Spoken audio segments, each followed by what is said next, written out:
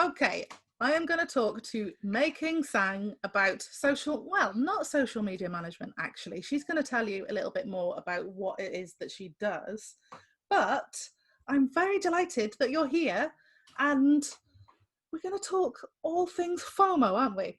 We are! How are you, Helen? Are Yeah, you well? very good. I'm very good. I'm in a very hot room with a bit of fluster going on, but that is really good. Thank you very much for at such short notice coming on to chat to me because I do everything last minute.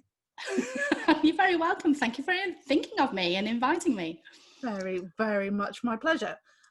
Okay, so for those of you who haven't heard of you and seen your amazing work, I'm going to ask you this question about being a FOMO creator. So, what is the difference between being a social media manager and a FOMO creator? And why does every organization, every business need a FOMO creator?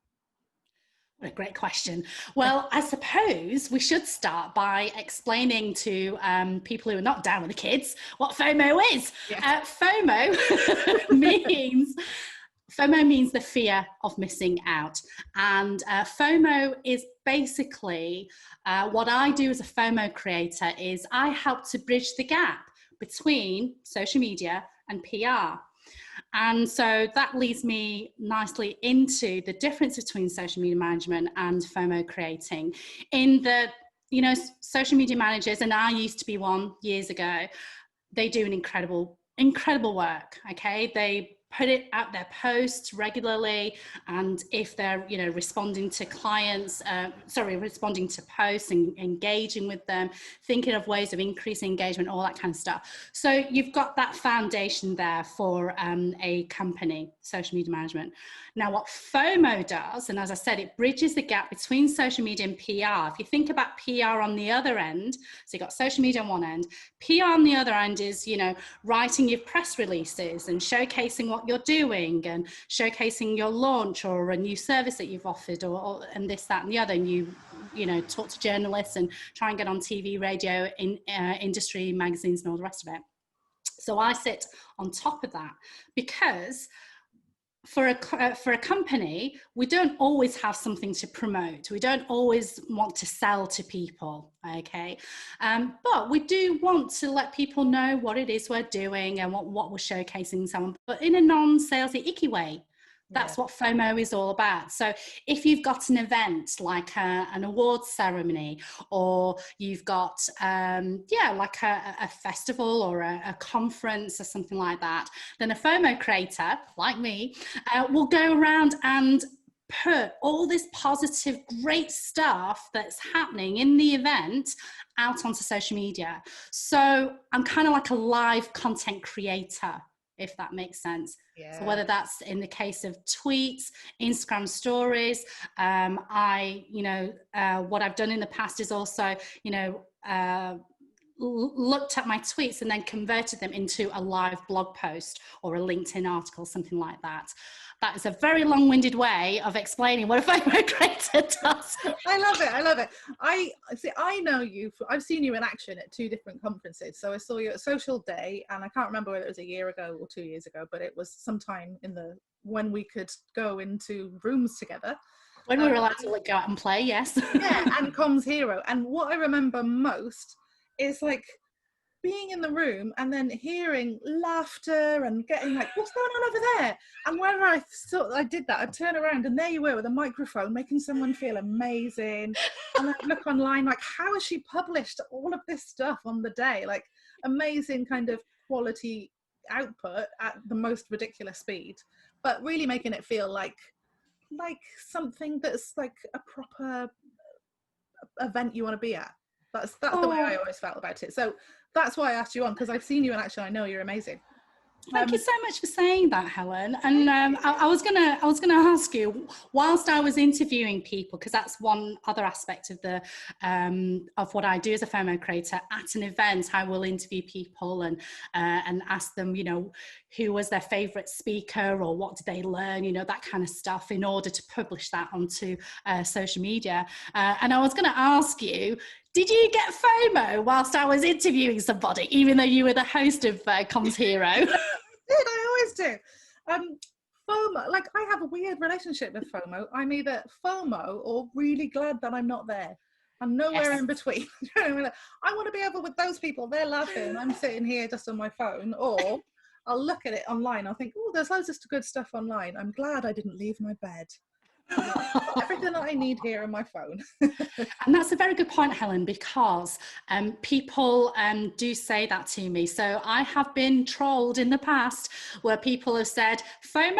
I don't want FOMO. I want JOMO, the joy of missing out. Yeah. But from a business sense, from a comms sense, do you want your business to be forgotten about on social media? Do you want your organization to be passed over by someone else? No, you don't. So that's where FOMO creation in a business sense, in a comm sense, is really important, because you want to, as I say, in a company or corporate setting, you don't want to be selling yourself all the time, but you do want to let people know what you're up to. So, so building on top of social media, and if you need, when you do your press releases as and when you need them, when you don't have anything to shout about, well, there's always something to shout about. There's always something, and not necessarily shout either.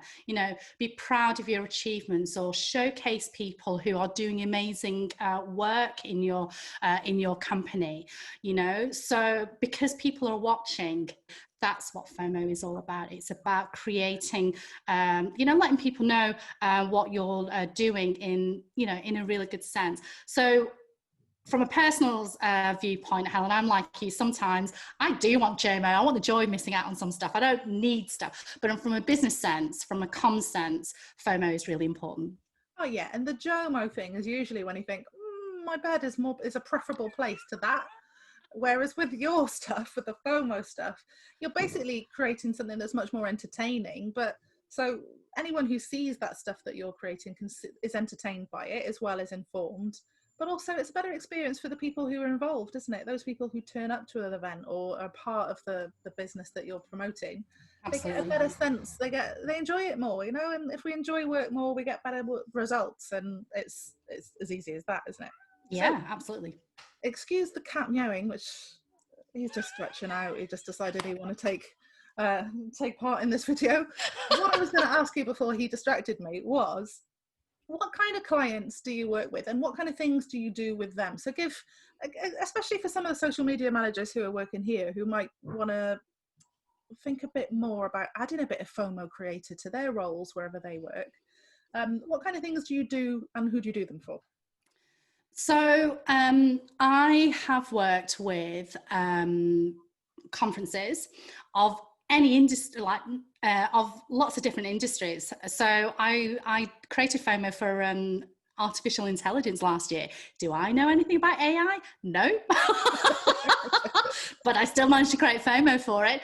I did it for the manufacturing, not manufacturing, the maritime industry last year. Again, do I know anything about maritime? No. I just have a very good ear. And I can listen and report like a social media, like a journalist, like a reporter. I can document and, and capture those things. And for a social media manager, the kind of things that you can capture is going back to the Truman Show, or for, if you're not down with the kids, then, if you're down with the kids, then you'll have heard of, reality TV, like Kardashians, although that's not applicable in a couple of weeks because they're closing down, aren't they? Yeah. But we almost need to become our own reality TV show to a certain extent for companies and organizations. So social media managers, have a think about what kind of things that you can talk about from your organization that is good PR, that shows your company in a good light. So it's not just about, hey, this is what we do. It's not as dry as we've got a meeting in a couple of weeks, but maybe think about how to put that information onto social media in a different way to just broadcasting it. Yeah. Does that make sense? It does, yeah. And I think it's one of those things that's a toughie for those people, particularly who are in-house or they've got very corporate, dry clients. it can be hard because you can have these great ideas about how you're going to kind of come up with something that's much more entertaining, a little bit more insightful, a bit different vibe to usual stuff. But you sometimes get that kind of feeling, like sometimes it's a feeling rather than like a boss that's telling you no, that I don't think that's right. I don't know if people will like it. What if it goes wrong? It hasn't been done before. And I think we share a quality of like, let's just try it and see how it works. That's how we've got, the success that we have by giving things a go. Any tips for, well, first of all, what do you think the barriers are for social media managers when they're trying to get this much more engaging way of creating FOMO done? Any barriers you can see that people face, and any tips? So this is something that we were talking about offline before, Helen. I don't even remember where we talked about, the clue is in your name, creative comms. So you're a very creative person. So, you're not necessarily a planner. That's what your sister's there for. Yeah. But you've got this amazing creative mind that you want to, you push out there. And that's why your courses are so amazing. So for social media managers, if they've got that creative mind, tap into your creative mind. Now, the barriers that they will face is from their managers, isn't it? Yes. From their managers who do not understand what social media marketing is all about. And so they don't understand why a picture of, I don't know, making things up now, maybe, I don't know, a housing association, and they've got, someone, I'm making this up, I don't know if this is right, but, maybe they're clearing, they're sweeping the front part of their lawn, and a dog gets involved, and, the dog is, I don't know, sort of yapping after the brush or whatever. And that video goes absolutely viral, right? Yeah. And then the next week they will, there could be a post that says, okay, well, we're going to have a cleanup, at this date and this date and time. And that post is not as successful as the one with the dog yapping about and this, that, and the other. And managers don't get that. Yeah, they don't. And so that's the barrier. Social media managers, we need to be a bit braver in tapping into our creative side in order to create, not with the, like, creating a social media post, not with the intention of it going viral, because, ladies and gentlemen, not all your posts are going to go viral. And if that is your intention, you're not going to get anywhere. But there will be some posts that are more, that will invite more engagement than others, because you're showing the human side of you. You're showing the human side of the organization, as opposed to having a poster that says, this is what we're doing over the next few weeks or something like that. Yeah. Does that analogy, that work? I mean, and that story that you've made there is really interesting, because I had an actual real life experience of this. So I worked with a housing association, and they had, one of their housing managers had got a video of a dog that every time he went to this block of flats, this dog would come and just go, and it was like the tiniest dog, but the scariest looking thing ever. And he'd taken a series of videos of this dog just going and put it onto their kind of tenant engagement group and said, this is the kind of stuff that I have to deal with every day. And he'd made some kind of funny joke about it. It was lighthearted, but it got so much more engagement than, please could you keep your dogs on leads when we're making house visits? It's like, just show, sometimes you just got to show the human side of it. And then you can have that conversation in the comments, can't you? You can say, oh, by the way, guys, keep it all, hey, gang, if you've got a dodgy pet, please keep it on a lead when I'm here. And you've raised a really good point there, because on a FOMO level, okay, remember I was saying that FOMO is bridging the gap between social media and PR. Now, on a FOMO level, having that little video of that dog yapping, it actually puts that housing association in a really good light, if you think about it, because you've got someone who's attending the association and announcing that they're there by way of a yapping dog. But at least you're doing some, at least the housing association is actually doing something, rather than a traditional poster, we're coming over, and that kind of stuff. So it actually plays into the fact that you're actually doing a good job. You're regularly turning up for your tenants, and it's actually a little bit unique. It's a little bit different than other housing associations, and there's nothing wrong with this, of course, announcing that you're you're going to be there. Of course, you need to do that, definitely. No, I'm gonna. There is something wrong with it because no one will get it. No one will give a monkeys. You're being too kind. All right, okay. But there could be other creative things where maybe the housing officer are they going to see if the tenants are okay and that. Yeah, they'll go out and do all sorts of business housing managers, and actually, you're right, because they'll go out and they'll check people are okay, and they'll do like lots of community engagement. But they are often accused of not being visible, not doing their job. And actually, when you're just sharing stuff like this all the time, any public sector or charity that isn't taking that opportunity to just show snapshots from the day, Instagram stories would be a good place to do this as well. Just show without a doubt. we do something. We are actually out there. We're not just all sitting in our cars eating donuts or whatever. Yeah.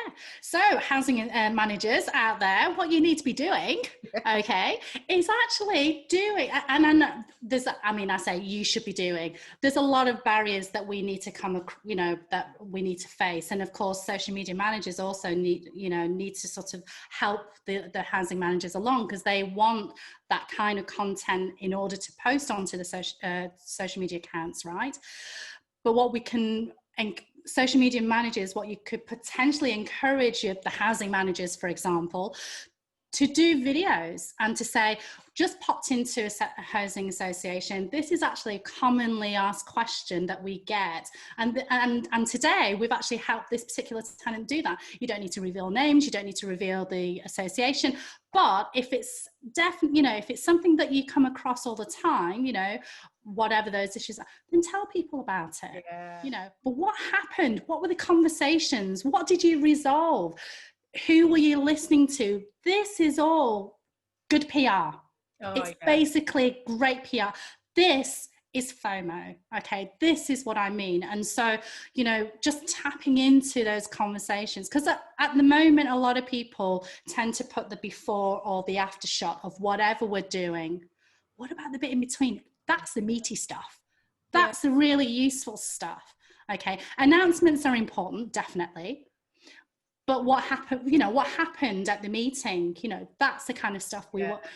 We're basically nosy, Helen. We want to know what's going on. We want to know whether our taxes are actually doing something. We want to know if our council is working for us. And so as a council, you let people know that you are doing by creating these social media posts, which you can send to your social media managers, which they can then schedule and post out.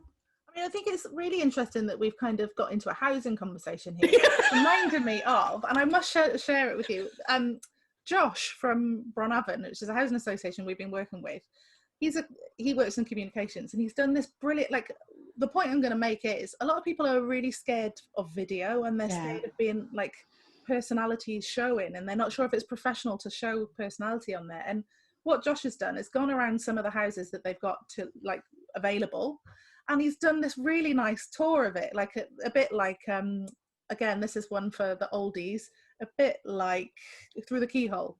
Oh! So he's kind of, and this is he's showing the place around, and he's showing his personality. And, that whole bit, isn't it? Like a housing association will often just kind of say, here's a property that you could be in, and leave it at that. But they starts off with this kind of entertaining look and like a proper nosy around the house as well. Yeah. But then you can get video of people moving in, and you can get video of the cup of tea that you have when someone's moved in, instead of the traditional key handover. Have a little chat with them over a coffee and say, what's the first thing that you unpacked, and all of that stuff. What you're talking about is bringing a much more entertaining, friend, almost like a friend thing. We want to be nosy. We want to chat and see the real people behind the work, don't we? Yeah, and this is the barrier that that social media managers face. If they do have this secret creative side, which they they've been too afraid to draw out, I'm giving you permission now. Go out there and get creative, like Helen says.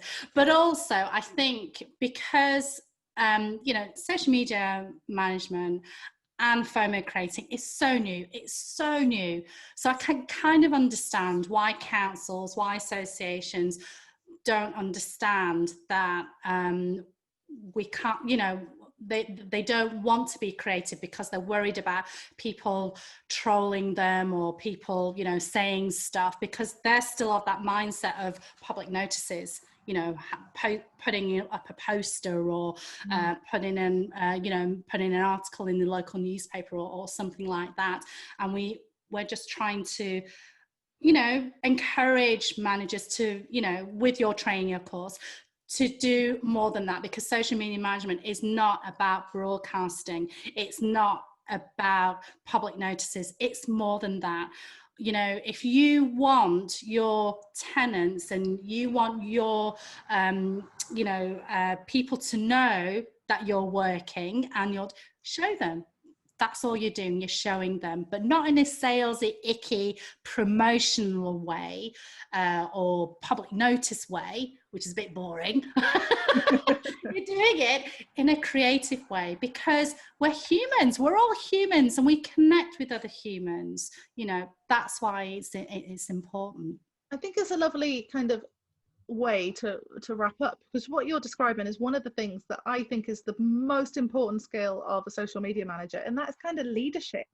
Because if you're a creative person and you're trying to find ways to get people to understand new things, you are leading the way in your organization, or you're leading the way for your clients and showing them what the future looks like. And that's an incredible skill that no one gives us credit for, really. Like, you know, if someone says social media manager, or if someone says to you, what's a FOMO creator? In their mind, they're thinking, oh, you just sit on Facebook, do you? You just tweeting out stuff, are you? Well, it's a bit more complicated than that. You know, it takes a talented person to do it, doesn't it? Well, that's why social media managers need to go on a course, right? Because there is that perception that anybody can do it, and they'll stick, you know, they'll stick the young un. You're a millennial, you'll do. We'll stick you on it. No. There is method to our madness. There is, you know, there's a reason why you created these courses, because you're called creative comms, but there is, you know, it's so important to create effective communications creatively, because we're utilizing an incredible platform, you know, social media, whether it's Instagram, Twitter, LinkedIn, Facebook. We're using those tools, but we need to use them effectively. And notice boards, you know, ads, it's not enough. We need to do more. And that's why we need to tap into our creative mind. We need to showcase leadership, to tell people what we're doing, why we're doing it. And that's really important. Yes. Chef's kiss to that excellent roundup. If people want to hire you as their FOMO creator for their organization, or they just want to get in touch, how should they find you? They can find me on FOMOcreator.com, or I'm on all the socials. So my first name is May King, and I'm on all the socials as Making Tea. Making tea, get it? You've never made me a cup of tea to this day, although we did have a nice cocktail together, didn't we? Yeah, we did. So you can contact me there. But yeah, I mean, there's lots of different ways in which we can build on top of the social media in order to be a great PR engine for our organization. And it's, you know, it's beyond press releases. It's, like I say, sort of doing interviews with people, getting comfortable with video and showcasing that, and not getting upset when a yapping dog gets more engagement than a public announcement. We can help you understand that. Yes, we can't compete with yapping dogs. I think you just get the yapping cat in here, but he's asleep now on the landing.